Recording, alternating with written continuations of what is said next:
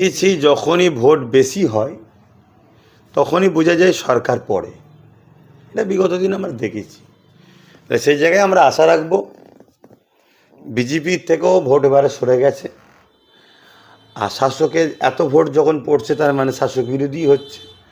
আশা রাখবো বাকি আরও যারা আছে, আইএসএফ বলুন, বাম বলুন, কংগ্রেস বলুন, এই তিনটে মিলেও যদি একটা সরকার তৈরি হয়ে যায় তাহলে সেটা আরও ভালো হবে।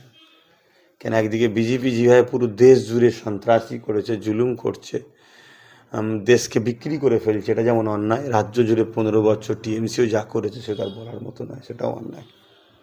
এই যে অনেকে বলছে যে স্বাধীনতার পর ভাঙড়ে নাকি শান্তিপূর্ণ এবার নির্বাচন হলো, ফলাফল কি হয়?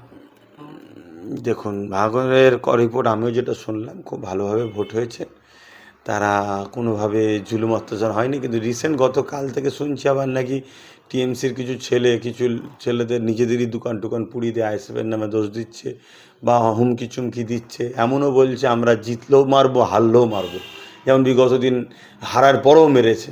তো এরা হুমকি চুমকি দিচ্ছে।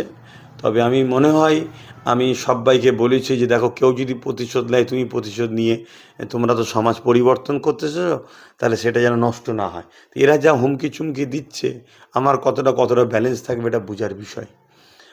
আর ভাঙড়ে এই যে ভোটটা হয়েছে, সবাই তো বলছে এরম ভোট কখনো হয় না। আমি তো দেখেছি ধরুন 21